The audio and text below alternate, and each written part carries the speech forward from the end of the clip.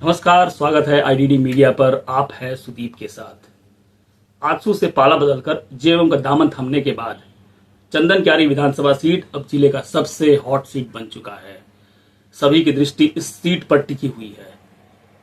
चुनावी समर पूरे जोर पर दिख रहा है। जीत हार का अंतर भी यहां ज्यादा नहीं रहने वाला, लिहाजा दोनों ही चिर परिचित प्रतिद्वंदी जोरदार जनसंपर्क अभियान में जुटे तो हैं ही, साथ ही एक दूसरे पर अपने अपने अंदाज में हमला भी बोल रहे हैं।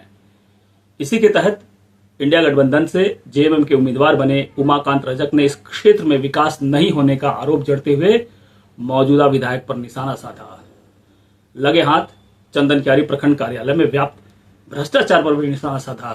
शायद वो भूल गए थे कि अब वो विपक्षी दल में नहीं, अब सत्ताधारी दल में शामिल हो चुके हैं, परंतु उन्होंने स्थिति संभालते हुए इसके लिए भी वर्तमान विधायक को ही जिम्मेवार बताया। सभी काम अधूरे हैं। मैं 2009 से 14 के बीच में जिन कार्यों को आगे बढ़ाया था, उसके बाद एक भी काम आगे नहीं बढ़ा है। ये बगल में आप जाइए ना, टुमकुटार के सामने एक पुल बना हुआ है, उसका संपर्क पथ नहीं बन पाया। एक छोटा सा चीज़ है। आप चले जाइए खेदाडी और केलियादा के बीच में एक पुल बना हुआ है, जो मैंने बनवाया था, उसका संपर्क पथ नहीं बन पाया है।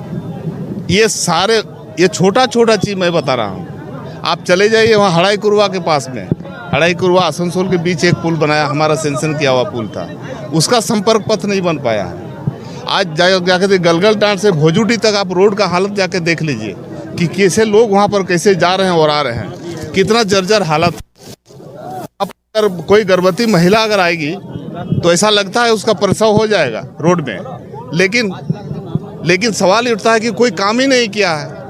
आप जिस दल में है उस दल का बात बोल करके चुनाव जीत थोड़े सकते हैं। जनता की इच्छा है, आकांक्षा है, उसको पूरा करना पड़ेगा। आज पूरा ब्लॉक का जो हालात है, आप ब्लॉक में देख लीजिए, बिना पैसा और बिना घूस का कोई काम नहीं होता है। हमारा यहाँ चंदन क्यारी खेतिहरों का अधिकांश है, सभी लोग खेतिहर हैं और सभी लोग जमीन मालिक हैं। उनका आज के समय में जाइए मोटेशन कराने के लिए, ऑनलाइन करने के लिए बिना पैसा का एक काम नहीं हो रहा है। ये जंगल राज कायम हो गया है और ये जंगल राज कायम करने में, स्थापित करने में अमरबावरी के लोग हैं, अमरबावरी हैं, इनका प्रतिनिधि जाके घूस लेके वहाँ पर रसीद कटवाता है। आज ये हालात बहुत खराब है चंदन क्यारी का। इसलिए चुनाव के समय में पूरा रोष और आक्रोश चंदन क्यारी के लोगों में है और चुनाव में परिणाम में उसको बदलने का लोग काम करें। वहीं भाजपा के उम्मीदवार अमर कुमार बावरी ने सधे हुए अंदाज में उमाकांत पर निशाना साधते हुए कहा कि इस क्षेत्र में हुए विकास को देखने के लिए चश्मा बदलने की जरूरत पड़ेगी। कहा कि 2014 के पहले का चश्मा पहने हुए लोगों को विकास नहीं दिख रहा है।